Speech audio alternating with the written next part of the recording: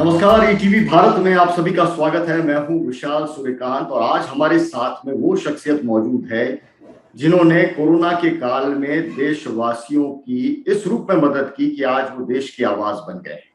कोई उन्हें कभी प्रधानमंत्री बनाने की बात करता है, कोई उन्हें मसीहा कहता है, कोई उन्हें अलग अलग सुपरमैन की उपाधि देता है, लेकिन वो खुद अपने आप को किस रूप में देखते हैं, हम आपको मिलाते हैं भारतीय फिल्म अभिनेता सोनू सूद, जो मिसाल बने हुए हैं कोरोना काल में सेवा भावना की। सोनू जी, बहुत बहुत स्वागत है आपका ईटीवी पर। नमस्कार sir, thank you so much. जो मैंने कहा कि कोई आपको पीएम बनता देखना चाहता है, कोई सुपरमैन कह रहा है, कोई मसीहा कह रहा है, किस तरह की फील आपके जहन में आती है जब ये बातें आप सुनते हैं?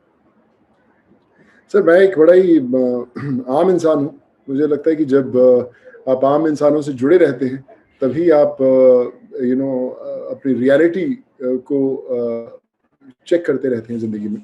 So I connect with them. मुझे लगता है कि जो भी इंसान ज़रूरत में है, जिसको भी आपकी ज़रूरत है ज़िंदगी में, मैं उससे जुड़ा रहूँ, इससे बड़ी उपाधि नहीं है। फ़र्क नहीं पड़ता कि आप को लोग क्या शब्द देते हैं, पर जब तक वो आपको अपना मानते हैं, आई थिंक वो ज़िंदगी की सबसे बड़ी उपलब्धि हो सकती है। लेकिन इतना भरोसा जो काम तो सरकारों की भी जिम्मेदारी थी, राजनेता भी करते हैं, तमाम लोग कर रहे हैं, लेकिन आपको लेकर भरोसा है वो जबरदस्त तरीके से लोगों ने जताया है और आपने उस भरोसे को निभाया है शिद्दत से काम करके। मैं समझना चाहता हूं कि ये जो भरोसा आपने कमाया है, इसके पीछे की प्लानिंग क्या है, टीम क्या है, किस रूप में आपने पूरा पहली दफा कब सोचा कि इस तरह से मदद करने की जरूरत है देश के लोगों को? देखिए सर, मदद की ज़रूरत तो हमेशा ही रही है, सिर्फ समय बदलता रहा है। कोरोना के काल में ज़्यादा लोगों की परेशानियां सामने आई। सड़कों पर घूमते हुए प्रवासी मजदूर लोग मिले तो लगा कि बाहर निकलना पड़ेगा, हाथ थामना पड़ेगा, ताकि ये जो अपने छोटे छोटे बच्चों को लेकर निकले हुए हैं, जब वो बच्चे बड़े हों, उन्हें ये ना लगे कि किसी माँ बाप कि जिस माँ बाप के साथ वो निकले हैं तो किसी ने उनका हाथ नहीं थामा। तो उस थॉट से जब वो बड़े होंगे तो बहुत सारा मुश्किल समय रहेगा उनका बड़े होते हुए। तो मुझे लगा कि अगर एक विश्वास का हाथ उनका हाथ थाम पाए तो विश्वास का हाथ मेरा क्यों ना हो। तो मेरी एक छोटी सी कोशिश थी और पता ही नहीं चला कि कब आप पूरे देश से जुड़ गए। और जम्मू कश्मीर से लेकर कन्याकुमारी तक ऐसा कोई राज्य नहीं था जहाँ पर ट्रेन, बसेस या फ्लाइट्स हम लोगों ने नहीं भेजी। और करीबन कुछ ही समय में करीबन 10 लाख के करीब लोग जुड़े। और वो लोग सिर्फ उस तक नहीं जुड़े कि आप उन्हें घर भेजे जाए, उन लोगों के लिए जो उन लोगों के लिए नौकरियां दिलवानी थी, चाहे उनको उनकी पढ़ाई करानी थी या उनका इलाज कराना था, हर एक चीज़ जो है एक दूसरे के साथ जुड़ती रही। आई थिंक वो एक ऐसी मुहिम थी जो हमेशा मेरे बहुत करीब रहेगी। और मैं लोगों से यही कहता रहूँगा कि मेरे मदर की एक शब्द मुझे याद आते हैं कि अपनी मुट्ठी खोल के तो देख, शायद तेरी हाथ की लकीरों में किसी की जान बचाना लिखा हो। मुझे लगता है कि मैंने शायद वो मुट्ठी खोली और उस हाथ की लकीरों में इन लोगों की जान बचाना लिखा था और वही मैं कर रहा हूँ। क्योंकि ये सवाल इसलिए भी महत्वपूर्ण हो जाता है सोनू भाई कि बड़ी तादाद में राज्य सरकारों ने इंतजाम किए, सभी सरकारों ने, सभी राज्य सरकारों ने, लेकिन फाइनेंशियली कहीं ना कहीं उनको भी एक बोझ महसूस हुआ। और आप हैं वो लगातार काम करते रहे। फंडिंग किस तरह से हुई, कैसे हुई, इसको लेकर सभी की दिलचस्पी है कि जो काम सरकारें उस रूप में नहीं कर पाई ऑर्गेनाइज वे में, वो सोनू सूद कैसे कर? सर, मैंने अपने रास्ते खुद बनाए। लोगों ने पूछा कि आप अक्सर ये काम होता है कि हम सरकारों पर उंगली उठाते हैं कि यार देखिए सरकारें फेल हुई या उन्होंने ये काम नहीं किया, वो नहीं किया। तो ये हमारी फितरत बन चुकी है, जो ठीक भी है, हमें अपना हक बनता है अपनी शिकायत दर्ज करवाने का। लेकिन हम सिर्फ शिकायत दर्ज करवाते रहें या खुद भी काम करें। तो मुझे लगा कि मुझे खुद काम करना चाहिए। इंटेंशन थी। मेरे से बहुत बड़े बड़े दिग्गज लोग पड़े हुए हैं, मेरे से बहुत ज़्यादा रिसोर्सफुल लोग पड़े हुए हैं। पर मुझे लगता है इंटेंशन से काम होता है। जब आप एक मुहिम छेड़ते हैं और आप लोगों को बोलते हैं कि मैं देश के साथ जुड़ के देश को लेकर चलूंगा देश की मदद करने के लिए, तो मैंने वो पकड़ा। मैंने देश को जोड़ दिया, मैंने देश के हर एक ज़रूरतमंद को जोड़ दिया, हर एक उस इंसान के साथ जो उस ज़रूरतमंद की मदद करने चाहता था। मैंने अपनी सीमाएं नहीं बांधी। वो बोलते हैं कि जब आप सीमाओं के बांध बांधोगे तो आप मदद के पुल कैसे लांघोगे। तो सीमाओं के बांध नहीं सकते आप। आज आपके पास लिवर ट्रांसप्लांट वाले भी आते हैं, किडनी ट्रांसप्लांट वाले भी आते हैं, एजुकेशन वाले भी आते हैं, सड़क बनवाने वाले भी आते हैं, शादी करवाने वाले भी आते हैं, आपको किसी लिकर शॉप पे लेके जाने वाले भी रिक्वेस्ट आती है। तो आप उन्हें कैसे हैंडल करेंगे, तरीका वो है। मैंने कोई किसी किताबों में नहीं पढ़ा, मैंने कुछ उसकी ट्रेनिंग नहीं ली, बट एक इमोशन की नाव में बैठकर मैं इस समंदर में उतरा हूँ। मंजिल बड़ी दूर है, लेकिन सफ़र जारी है। सफर जारी है। लोग कह रहे हैं कि इतना सेवा और इतना तमाम जो लोग काम कर रहे हैं, आपकी पूरी टीम, चुनाव लड़ने का इरादा तो नहीं है। काहे चुनाव, मतलब इतना सारा काम कर रहे हैं, चुनाव लड़िए, नेता बनिए, सारे काम अपने आप हो जाएंगे। खुद सोनू सूद है, वो फिर निर्देश देंगे बजाय इसके कि फील्ड में काम करने। देखिए सर, जब जो हाथ बोलते हैं ना कि जब आप पहले हाथ बढ़ाते हो और जब हाथ मिलाने का जो मज़ा है वो खुद से ही होता है। सिर्फ घर में बैठकर एयर कंडीशन रूम के अंदर अगर आप आवाज़ देने लगते तो काम होते नहीं, सड़कों पर तो उतरना ही पड़ेगा। कोरोना काल में भी मैं उतरा और आज भी उतरता हूँ हर रोज़। आइडिया ये है कि पॉलिटिक्स एक बहुत कमाल का, राजनीति एक बहुत कमाल का फील्ड है। अफसोस की बात ये है कि लोगों ने उसे एक रंग दे दिया है कि आप अच्छा काम कर रहे हैं तो आप राजनीति में आना चाहते हो, इसीलिए आप अच्छा काम कर रहे हैं। लोगों को प्राउडली बोलना चाहिए कि हाँ, मैं राजनीति में आना चाहता हूँ और मैं देश बदलना चाहता हूँ। हर इंसान करता है। ठीक है, बहुत लोग नहीं बदल पाए होंगे और बहुत लोग बदलना चाहते हैं और बहुत लोग बदल नहीं भी चाहते। मैं राजनीति के खिलाफ नहीं हूँ, लेकिन मैंने सोचा नहीं है, मुझे लगता है एज एन एक्टर अभी बहुत कुछ करना बाकी है। और अगर राजनीति की बात करें तो बहुत सारे प्रोटोकॉल्स होते हैं कि लोग बोलते हैं कि बॉस, आपको यहाँ से इसी रास्ते पर पकड़ना है, यही हाईवे पकड़ना है और तो ही आपकी मंजिल है। मैं अपने हाईवे खुद बनाता हूँ, मैं बाईपास भी पकड़ता हूँ, मैं कच्चे रास्ते पर भी चढ़ता हूँ, मैं प्रोटोकॉल्स भी तोड़ता हूँ।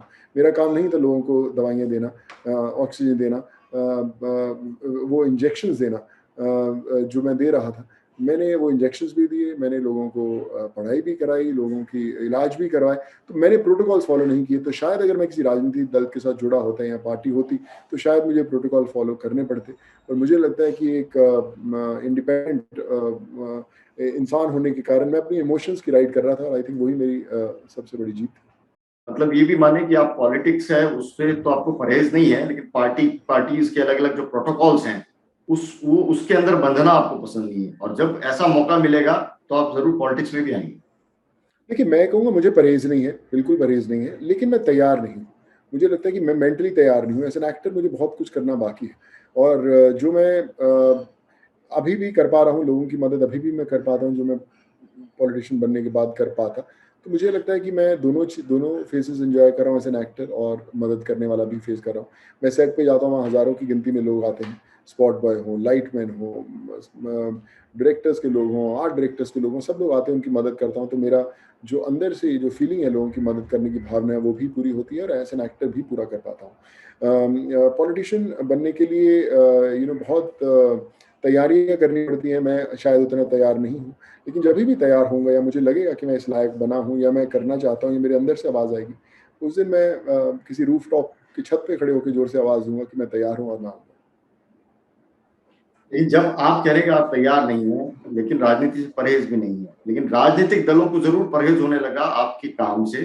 कई ऐसी खबरें भी आई, नेताओं के बयान भी आए और ये भी कहा गया कि आप किसी पार्टी विशेष की मदद करने के लिए इस कोरोना काल में इस तरह का मूवमेंट है वो चला रहे हैं, और राजनीतिक दलों के दफ्तर में भी आपको बुलाया गया।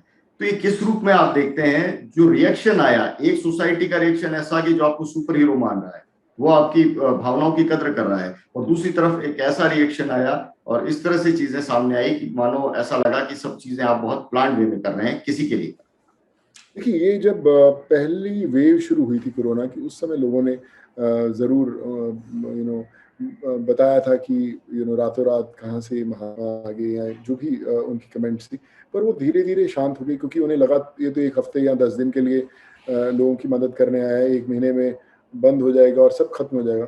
वो 1 महीने के अभी 15 से 17 महीने हो गए। पहली वेव गई, खत्म हुई, उसके बाद भी मेरा काम जारी रहा और बड़े स्तर पे हुआ। उसके बाद दूसरी वेव शुरू हुई और बड़े स्तर पे हुआ। अभी उससे बड़े स्तर पे और हो रहा है। तो मैं तो थमने वाला नहीं हूँ। मुझे फ़र्क नहीं पड़ता पहली वेव हो, सेकंड हो, थर्ड हो, कोई भी हो। मैंने एक लक्ष्य पकड़ा है, मैंने एक रास्ता पकड़ा है, मैं तो उस पे चलता ही रहूँगा, फ़र्क नहीं पड़ता है लोग क्या सोचते हैं, क्या बोलते हैं। मेरा काम है चलना और मैं चलता रहूँगा। सोनू जी, आप खुद इतने फिट हैं और एक तरह से आइकन है फिटनेस के पूरी इंडस्ट्री के अंदर, और पूरी देश दुनिया के अंदर लोग आपकी फिटनेस की वजह से जानते हैं, लेकिन आप भी कोरोना से ग्रसित हुए। तो यहाँ आपके जरिए एक मैसेज है, वो मैं जनता तक किस रूप में उसको मैं पहुंचाऊं कि फिटनेस होना, स्वस्थ होना और कोरोना से इफेक्ट होना दोनों बिल्कुल अलग अलग विरोधाभास नहीं है, ऐसा हो सकता है? देखिए, मैं जब कोरोना से इफ़ेक्ट हुआ, मैं 5 दिन के अंदर नेगेटिव हो गया था। वो पता नहीं मैं फ़िटनेस के कारण था, या मेरी एक वैक्सीन की डोज़ लग चुकी थी, या मेरे अंदर एक जुनून था ठीक होने का। जैसे ही मुझे कोरोना हुआ तो मेरी पहले शब्द थे कि कोरोना की ऐसी की तैसी, मैं लड़ूँगा और मैं फटाफट हो जाऊँगा। कोरोना के दौर में मैंने ज़्यादा काम किया। मैं आइसोलेटेड था अपने रूम में, और ज़्यादा लोगों को फ़ोन कर रहा था, 24 घंटे काम कर रहा था, और ज़्यादा काम कर पा रहा था क्योंकि मेरे पास समय ही समय था। सो मैं जितने लोग हैं और जितने लोगों ने एक्सपीरियंस किया है, ये बात तय है कि हमें वैक्सीन लगाना बड़ा ज़रूरी है, ताकि हमारे अगर इफ़ेक्ट हो भी तो माइल्ड सिम्पटम्स हो और हम लोग जल्दी रिकवर कर पाएँ। लेकिन साथ में ये भी एक बड़ी बड़ी सीख जो मिली है कि आपकी फ़िटनेस लेवल बहुत अच्छे होने चाहिए, ताकि आप जल्दी हो सकें। आप मैं लाखों कोरोना के जो इफ़ेक्टेड लोग थे उनसे जुड़ा हूँ, और उनको हॉस्पिटल दिलाने से, उनको दवाइयाँ, इंजेक्शन दिलाने से लेके, बेड्स दिलाने से लेके, ऑक्सीजन, मैंने सब किया है, हर स्टेट में किया है।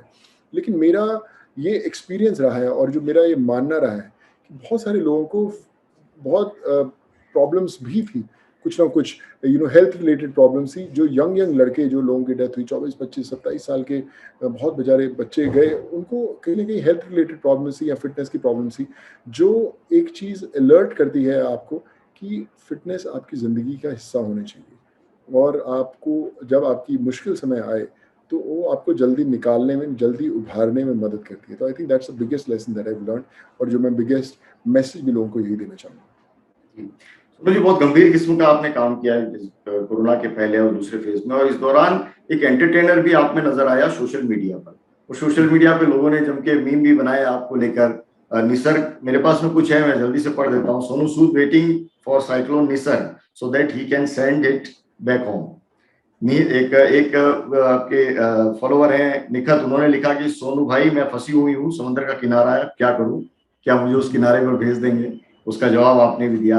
कोई अपनी गर्लफ्रेंड से मिला रहा है, कोई कह रहा है कि शराब की दुकान तक मुझे वहां से मुझे आप ड्रॉप कर दीजिए। तो इस तरह की जो चीजें सोशल मीडिया पे बनी, और एक तरह से आपकी फॉलोइंग है, वो उससे सीधा आपने संपर्क साधा है। कैसा फील हुआ, और सबसे अच्छा मीम आपको कौन सा लगा इन सब में से? देखिए सर, सोशल मीडिया का सबसे बड़ा, मैं कई सालों से हूँ, और बहुत सारे कई लोग कई सालों से हैं। आज तक लोग अपने नए जूते डालते रहे, नई टी-शर्ट डालते रहे, नई गाड़ी डालते रहे जो उन्होंने खरीदी। पर मुझे लगता है कि जब आप सोशल मीडिया के ज़रिए लोगों के घरों में चले जाते हैं, उससे बड़ी कोई चीज़ नहीं।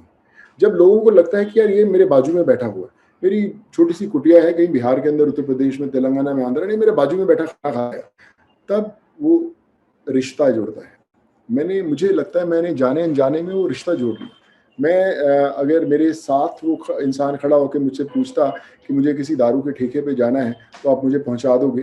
तो मैं उसको शायद वैसे ही बोलता कि आपको पहुँच आप खुद जाइए, जब आप पी के टल्ली हो जाएँगे तो मैं आपको घर छोड़ने में मदद कर दूँगा। तो आई थिंक जो मैं उनको शायद बोलता, मैंने सोशल मीडिया के ज़रिए कहा, और मैं खुद ही अपने जवाब भी देता हूँ, पढ़ता भी खुद ही हूँ। मेरी कोई टीम नहीं है जो पढ़ के जवाब दे, ये मेरी खुद की एक फीलिंग है उन लोगों के लिए। सो आई थिंक वो कहीं न कहीं कनेक्ट हो पाई उन लोगों से। जो मेरे डायरेक्टर्स, प्रोड्यूसर्स हैं, वो बोलते हैं कि मैं लिखता बहुत अच्छा हूँ, मैं लिखता भी हूँ। मेरे मदर प्रोफ़ेसर थे लिटरेचर के, और लिखते बड़ा कमाल थे, और हमेशा बोलते थे कि सोनू, जो ये का हुनर है मेरे अंदर, वो तेरे ज़िंदा रहेगा जब मैं नहीं हूँ।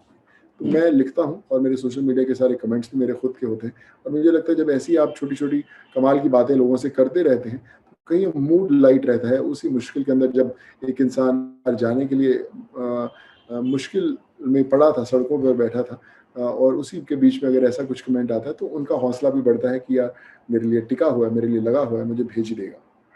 जी। और इतना फ्लो आ रहा था, आपने ट्विटर पे वो वीडियो भी शेयर किया था कि किस तरह से आपको लोग मैसेज कर रहे हैं लगातार, और आप कह रहे हैं कि कोई टीम नहीं, आप खुद जवाब देते हैं। तो कई बार आपको नहीं लगता कि काम लोगों की मदद का धीरे शुरू किया था, और धीरे धीरे एक तरह से फुल टाइम जॉब हो गया सोनू सूद के लिए? एक्टिंग और बॉलीवुड और ये तमाम चीजें तो हैं जिनसे आइडेंटिटी शुरुआत में बनी थी, लेकिन उससे बड़ी आइडेंटिटी है वो इस सोशल वर्क ने और इन काम ने दिलाई। बिल्कुल सर, काम तो फुल टाइम हो गया, मेरे पास समय नहीं मिलता, मेरे कई स्क्रिप्ट्स आए पड़े हैं, मैं पढ़ नहीं पाता उनको। 24 घंटे लगे रहते हैं, मेडिकल इमरजेंसीज होती हैं, उनको बचाना पड़ता है।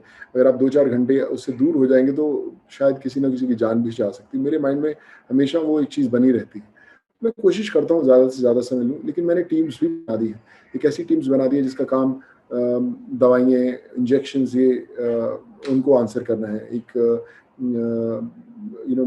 हेल्थ केयर की एक टीम अलग है, एजुकेशन की एक टीम अलग है, एम्प्लॉयमेंट की टीम अलग है, किडनी वालों की टीम अलग है, लिवर ट्रांसप्लांट की अलग है। तो वो लोग अपने फ़ोन करते रहते हैं, मेरे को रिपोर्ट करते हैं कि सर ये इसको कैसे सॉल्व किया जाए। फिर मैं खुद बात करता हूँ कॉलेजेस से, हॉस्पिटल से, हेड से, डॉक्टर से, और फिर हम लोग उनको सॉल्व करने की कोशिश करते हैं। तो जैसे मैंने बोला कि जो जंग है वो उसकी ट्रेनिंग मैंने कहीं नहीं ली। हर रोज़ सीख रहा हूँ, तलवारबाजी भी सीखनी पड़ेगी, घुड़सवारी भी सीखनी पड़ेगी, और सीख ही रहा हूँ, लेकिन समय लगेगा माहिर हासिल करने में। जी। फ़िल्म इंडस्ट्री की बात करते हैं, वहाँ पे कई आपके जो साथ के कलाकार हैं, हुमा कुरैशी हैं, उनका स्टेटमेंट आया था कि देश का पीएम होना चाहिए सोनू सूद को। इस तरह के जो स्टेटमेंट आते हैं, क्या उसका रिएक्शन है और क्या वाक़ई सोनू सूद कभी सोचते हैं कि पॉलिटिक्स में आके उतना बड़ा कोई ओहदा ले लें और सिर्फ़ काम के लिहाज़ से? क्योंकि एक अभिनेता होने के नाते आपने चीज़ों को किया तो है, लेकिन कहीं न कहीं आपको सिस्टम की परेशानियों से भी जूझना पड़ा होगा। इससे तो आप इनकार नहीं करें। बिल्कुल जूझना पड़ा है सर। मैं जब ट्रेन्स भेज रहा था, मुझे याद है कि उस समय महाराष्ट्र और बिहार की ट्रेन्स के लिए बड़ी मेहनत करनी पड़ती थी। परमिशंस नहीं थी ऑफ़िशियल से, मैं सब नोडल ऑफ़िसर से खुद बात करता था, खुद एप्लीकेशंस देता था। हर एक इंसान की हज़ारों की गिनती में उनकी लिस्ट रहती थी, और उनके आप टेस्ट की बात करें, कोविड टेस्ट की बात करें, सब खुद कराने पड़ते थे। तो एक जंग तो लगती थी, हर रोज़ सुबह उठ के जंग लड़नी पड़ती थी। सारा दिन चलती थी, सारी रात चलती और फिर एक नया दिन, नई जंग। तो मैं हमेशा ये मानता हूँ कि अगर सिस्टम मैं रन कर रहा होता या मेरे पास ऐसी ताकत होती, तो शायद मैं कुछ रास्ते बदलता, कुछ नए रास्ते बनाता, कुछ नए पॉइंटर्स बनाता। लोग बोलते हैं कि आपको ये ओहदा होना चाहिए, और मुझे नहीं पता कि मैं डिज़र्व करता हूँ या नहीं करता हूँ। लेकिन जुनून और जज़्बा जो है वो कमाल का है। वो आप मेरे को आधी रात को 3 बजे भी कोई अगर मैसेज आता है, तो मैं उसी जुनून से उठ के काम करता हूँ जो दिन में काम करता हूँ। तो मुझे लगता है कि वो जज़्बा बरकरार रहना इम्पोर्टेंट है। फ़र्क नहीं पड़ता कि आप ओहदे पे हैं या नहीं। लेकिन इसी इंडस्ट्री में कुछ लोग हैं जिनसे आपके मतभेद रहे, वो इस आपकी मुहिम पर लगातार सवाल उठाते रहे। लेकिन कंगना रनौत का ट्वीट है, वो एक एक ट्वीट उन्होंने लाइक किया जिसमें आपको झूठा बताया गया था, फ्रॉड और इस तरह के शब्दों का इस्तेमाल किया गया था आपके खिलाफ। क्या उनको जवाब देना चाहेंगे आप? सर वो खुश है, वो मतलब आई मीन अच्छी है कंगना। मैं अगर उन्हें वो ठीक लगता है मेरे बारे में तो उनका हक, उनका सोशल मीडिया हैंडल है। खुद एक लाइक दबाना हो, रीट्वीट दबाना हो, उनका उनका हक है, फ़र्क कोई नहीं पड़ता सर। मैं आपको बता रहा हूँ कि मैं 135 करोड़ लोगों के साथ चलने की कोशिश करता हूँ। उसमें 135 करोड़ में कुछ हज़ार, कुछ लाख लोग होंगे जो मेरे साथ नहीं चलना चाहते, या वो पसंद नहीं करते कि मैं चलूँगा। लेकिन मैं तो चल ही रहा हूँ।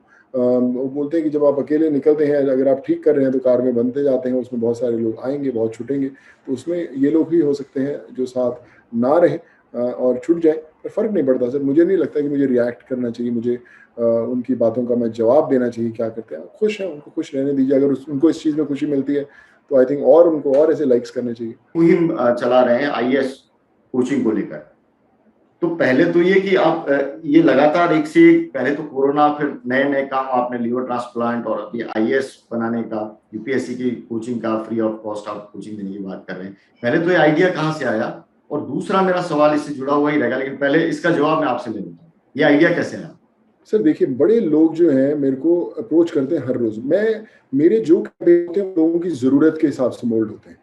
एक जो होता है, एक आप ऑफ़िस रन करते हैं, आप कोई भी ऑफ़िस, सीएम का ऑफ़िस करें, पीएम का ऑफ़िस, कोई भी करें, किसी भी देश में करें, तो आपके पास ब्यूरोक्रेट्स की एक फ़ौज होती है जो आपको बताती है कि सर आप ऐसे करें, वैसा करें। उनका एक एक्सपीरियंस है, उनकी एक नॉलेज है, उनकी एक समझ है जिसके हिसाब से पॉलिसीज़ बनती हैं, जिसके हिसाब से देश चलता है, जिसके हिसाब से स्टेट चलती है।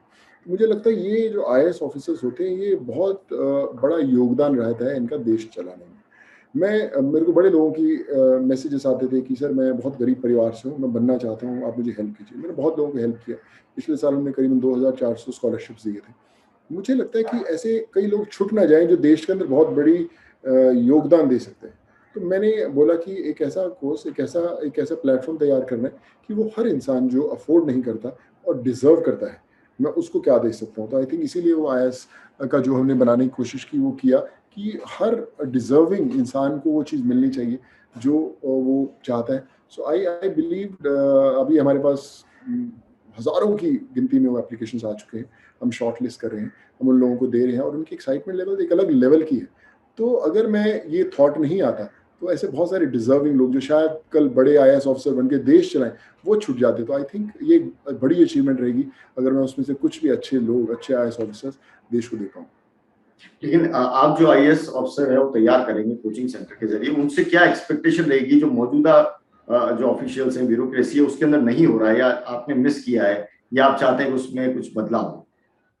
देखिए, वो सब अच्छा ही करते हैं, पर मैं हमेशा बोलता हूँ कि बहुत सारे ऐसे आईएएस ऑफिसर्स हों, ब्यूरोक्रेट्स हों, कई बार सिस्टम के दायरों में भी बंधे रहते हैं कि आप कुछ करना चाहते हैं, लेकिन आप कर नहीं चाहते क्योंकि आपको सिस्टम के प्रोटोकॉल्स फॉलो करने हैं। पर मुझे ऐसा लगता है कि जो डिज़र्विंग आदमी, जो मेहनत करके ऊपर आता है, जो जिसको शायद ये मौका नहीं मिलता अगर हम लोगों ने शुरू नहीं किया होता, उसके अंदर एक अलग जुनून, एक अलग जज़्बा रहेगा कि यार मैं तो शायद एक बन ही नहीं पाता, लेकिन सोनू सूद ने तब 2021 में ये मुहिम छेड़ी और जिसके कारण मुझे मौका मिला और मैं आज उस लायक बन गया हूँ, तो शायद वो भी ऐसा कदम उठा के और लोगों की हेल्प करने की कोशिश करेगा। जो हेल्प की कड़ी है सर, वो बड़ी मजबूत होती है और बहुत तेज़ी से बढ़ती है।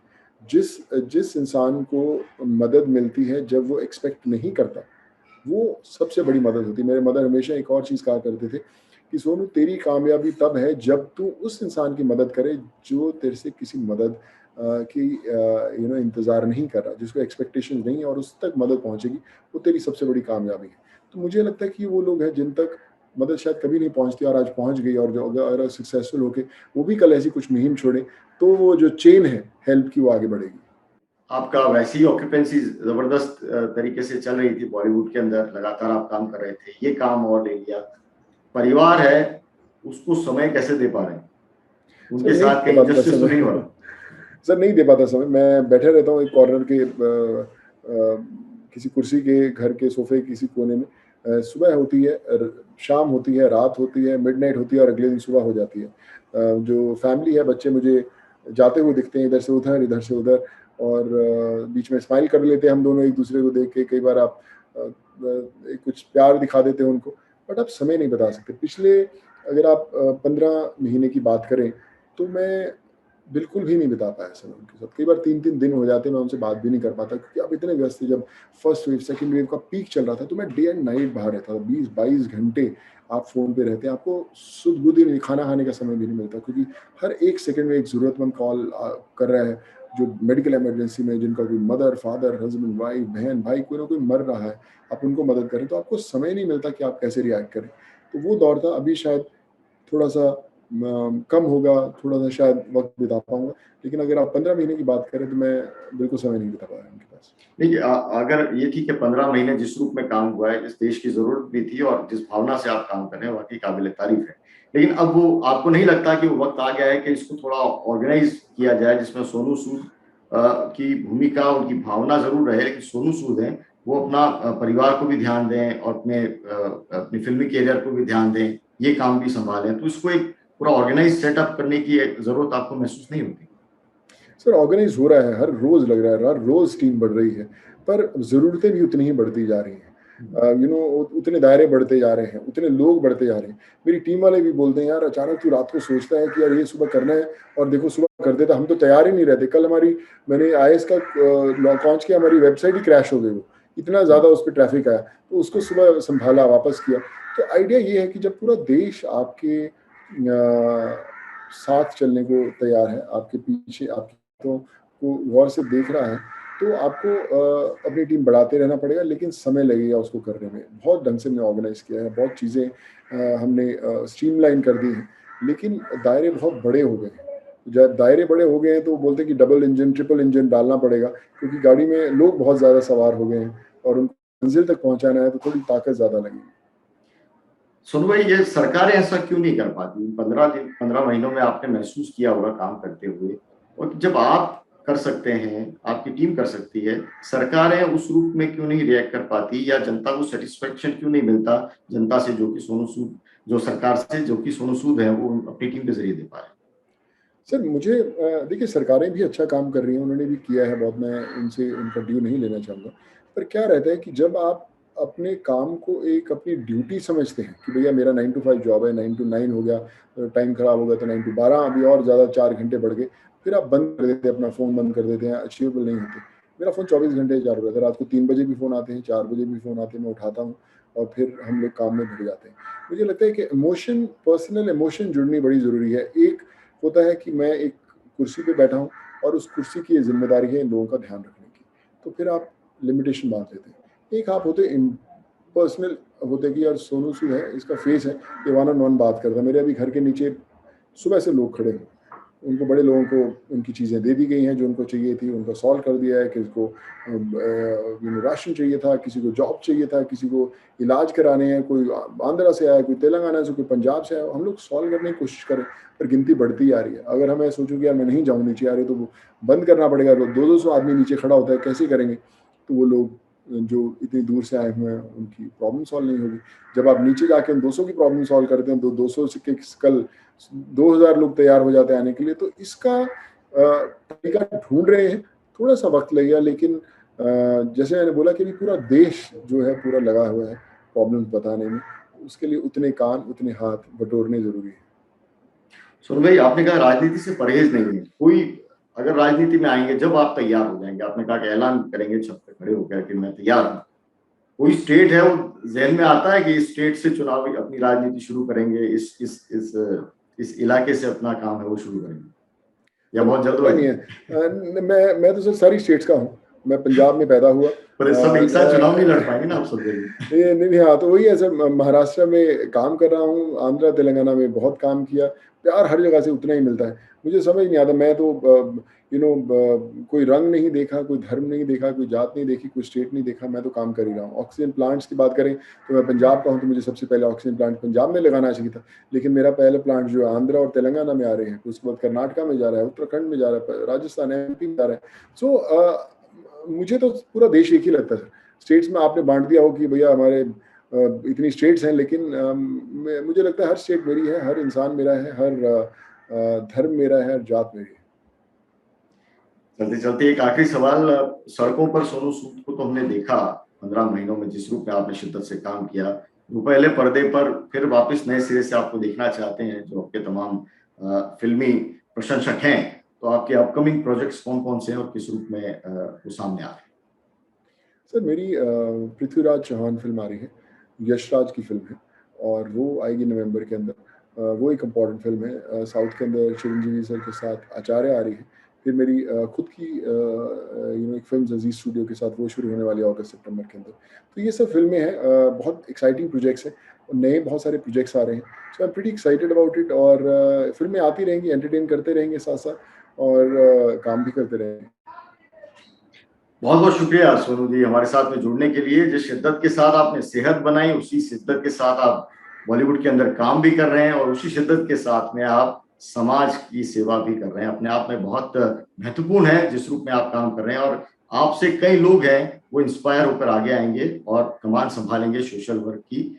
और बाकी आपकी जितनी भी ख्वाहिशें हैं, चाहे वो राजनीति की, फिल्म की, वो सभी हसरतें जल्द पूरे हों। इसी की तमाम लोग हैं वो, मुझे लगता है कि आपको इस तरह की भावनाएं, शुभकामनाएं वो देना चाहेंगे। बहुत बहुत शुक्रिया ETV भारत के साथ में जुड़ने के लिए। सुनो, बहुत સતત 24 કલાક સમાચાર જોવા માટે ડાઉનલોડ કરો ETV ભારત એપ।